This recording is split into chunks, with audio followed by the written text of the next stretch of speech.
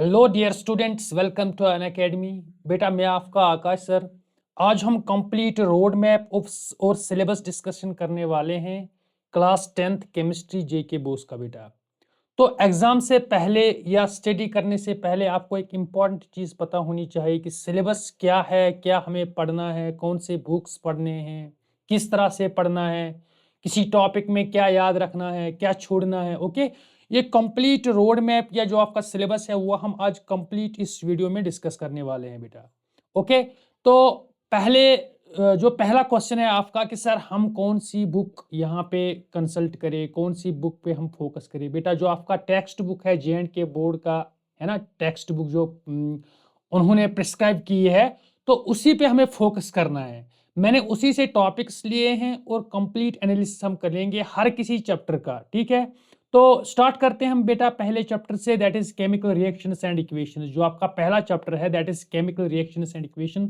अगर हम मार्क्स की बात करते हैं तो जो पहला चैप्टर है इसमें बेटा आपके 6 मार्क्स हैं, टोटल 6 मार्क्स हैं। अब टॉपिक्स की बात करते हैं हम, इसमें कौन कौन सा टॉपिक आता है। तो देखो बेटा, जो इसमें टॉपिक आता है that is definition of chemical reaction. आपको पहले केमिकल रिएक्शन की डेफिनेशन पता होनी चाहिए। ओके, तो उसके बाद आपका सिलेबस केमिकल इक्वेशन से स्टार्ट होता है। So definition of chemical equation, what is chemical equation, है ना, how to write in a writing of chemical equation. Okay, तो ये आपका पहला टॉपिक है चैप्टर 1 का। Okay, after that there is balancing of chemical equation, है ना, we have different steps to balance the chemical equation। उनको अंडरस्टैंड करना है। जो भी आपके एनसीईआरटी एक्सरसाइज या एनसीईआरटी इन टेक्स्ट में जो भी आपके एग्जांपल्स है उनको बैलेंस करना आना चाहिए। ओके, तो then the third topic is types of chemical reaction. Okay बेटा, इसमें आपके 5 टाइप्स ऑफ केमिकल रिएक्शंस आते हैं। टाइप्स में आपको सिर्फ 5 टाइप ऑफ केमिकल रिएक्शंस पे फोकस करना है।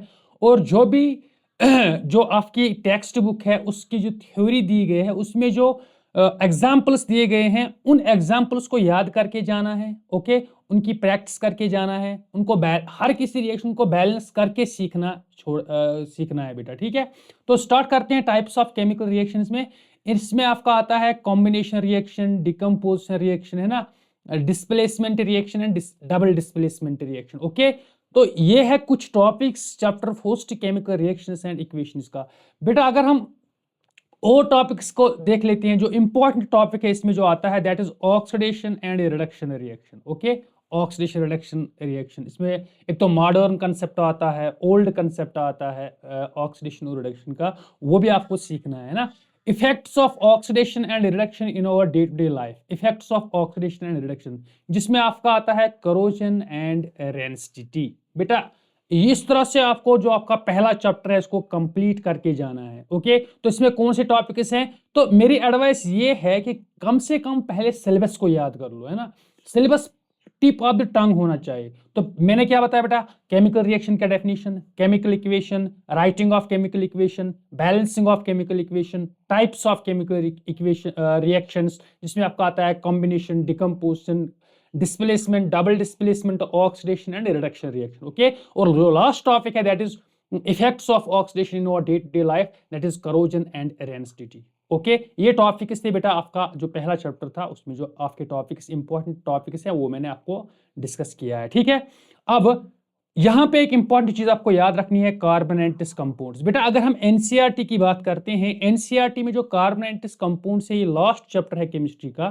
बट अगर हम जेके बोर्ड की बात करते हैं बेटा, कार्बोनेंटिस कंपाउंड सेकंड चैप्टर आता है आपके केमिस्ट्री पोर्शन में, है ना। तो अगर आपका जो अगर मार्क्स डिस्ट्रीब्यूशन की बात कर रहे हैं, इसमें ये बड़ा चैप्टर है तो इसमें 8 मार्क्स आते हैं, है ना। तो इसमें जो कार्बोनेटिस कंपाउंड्स में पहले आपको कार्बन पढ़ना है बेटा, कार्बन की पोजीशन पढ़ना है, कार्बन का एटॉमिक नंबर, कार्बन का एटॉमिक मास पता होना चाहिए, कार्बन का पोजीशन पीरियोडिक टेबल में कहाँ है, कार्बन के इलेक्ट्रॉनिक कॉन्फ़िगरेशन आपको पता होना चाहिए, है ना। तो उससे स्टार्ट करना है चैप्टर को। ओके, उसके बाद आपका आता है बॉन्डिंग इन कार्बन। कार्बन किस तरह से बॉन्ड बनाता है ना, तो ये जो है ना, ये कोवेलेंट बॉन्ड बनाता है। फिर आपको कोवेलेंट बॉन्ड के बारे में आपको स्टडी करना है बेटा, कोवेलेंट बॉन्ड क्या होता है ना।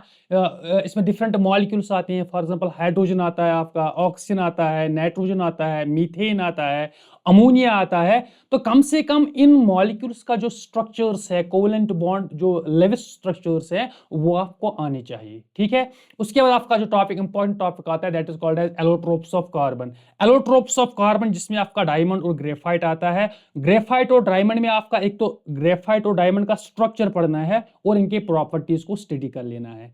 After that there is uniqueness of carbon और वर्सटाइल नेचर ऑफ कार्बन।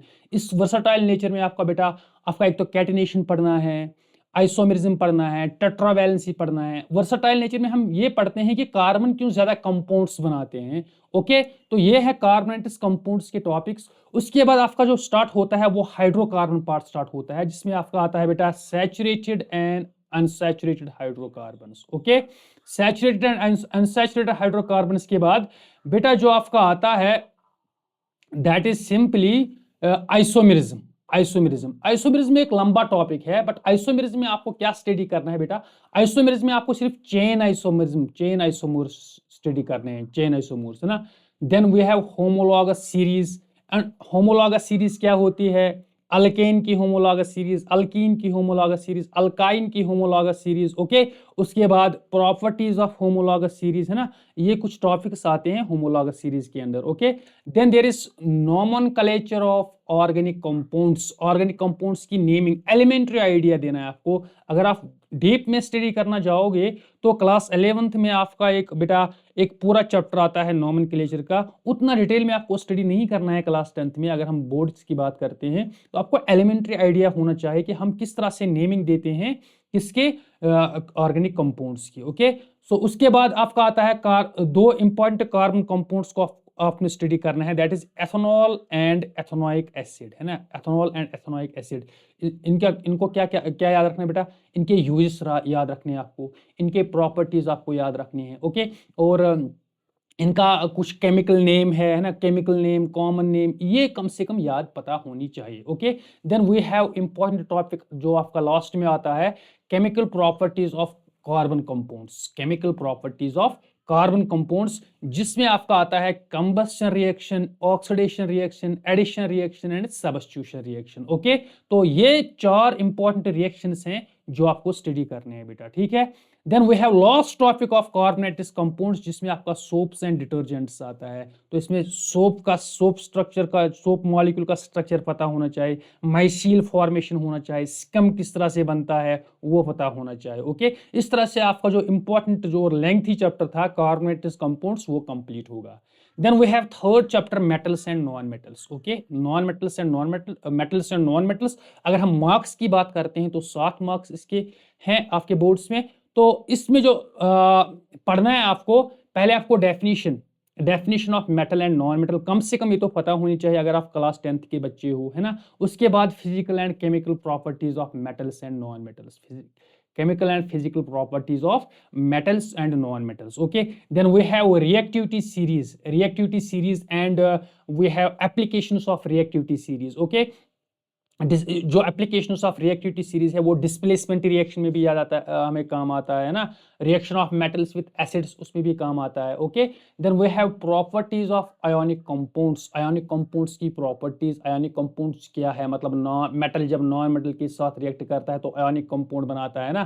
फिर आयोनिक कंपाउंड्स के कुछ एग्जांपल्स, फिर properties of ionic compounds. Okay, और लास्ट जो इंपॉर्टेंट टॉपिक है वो मेटलर्जी के अंदर आता है बेटा। मेटलर्जी आपको डिटेल में नहीं पढ़ना है, बट कुछ टॉपिक्स है मेटलर्जी से रिलेटेड वो आपको देखना है बेटा, है ना, मेटलर्जी। ओके, मेटलर्जी में आपको क्या पढ़ना है, occurrence of metals, refining of metals, है ना, या एक्सट्रैक्शन ऑफ मेटल्स। ओके, तो ये कुछ इंपॉर्टेंट टॉपिक्स हैं मेटल्स एंड नॉन मेटल्स के। और लास्ट में आपका इंपॉर्टेंट टॉपिक आता है मेटल्स एंड नॉन मेटल्स का, दैट इज करोजन एंड रेंसिटी।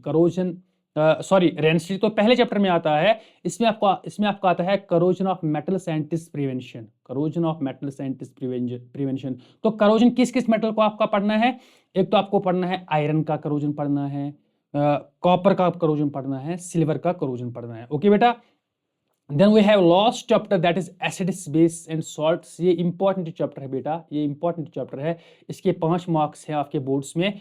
तो अब इसमें कौन कौन से टॉपिक्स आते हैं, आपके जो टॉपिक्स आते हैं that is elementary idea about acids and bases, है ना। इसमें जो आपका इंपॉर्टेंट कंसेप्ट आता है अर्हीनियस कंसेप्ट, है ना, Arrhenius concept of acids and bases, यानी अर्हीनियस के हिसाब से आपके एसिड्स क्या है, आपके बेसिस क्या है। Okay, then we have chemical properties of acids and bases, then we have chemical properties of acids and bases, मतलब chemical reactions of acids and bases।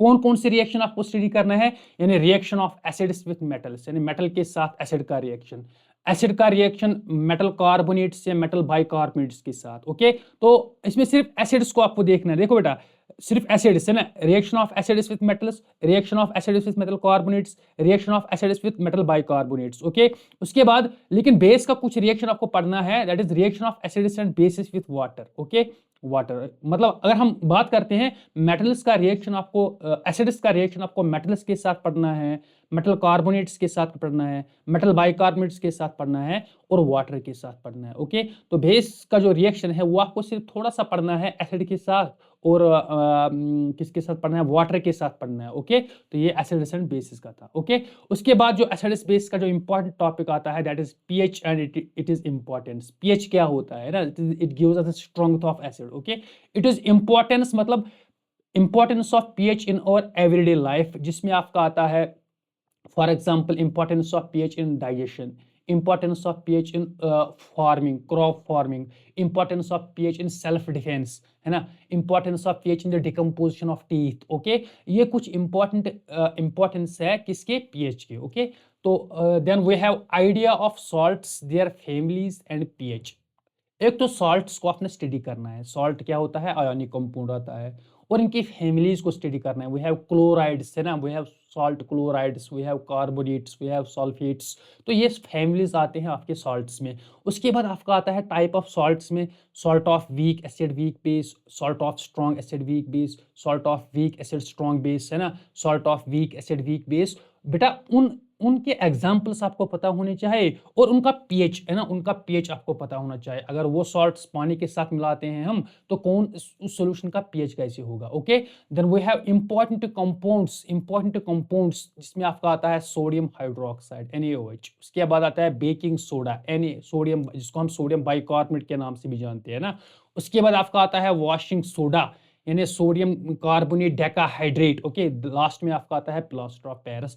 इस तरह से जो आपका केमिस्ट्री है वो एंड होता है बेटा, और मैं गारंटी देता हूं कि अगर आप जो आपकी टेक्स्ट है ना, क्लास 10th की साइंस की जो टेक्स्ट है, अगर आप उसको फोकस करोगे और इन टॉपिक्स को डिटेल में स्टडी करोगे, तो आपका जो 100/100 साइंस में, अगर हम केमिस्ट्री की बात करते हैं जिसमें 26 मैक्सिमम थ्योरेटिकल मार्क्स आते हैं, वो कहीं नहीं जाते हैं ना। So this was all about today's session. Thank you so much.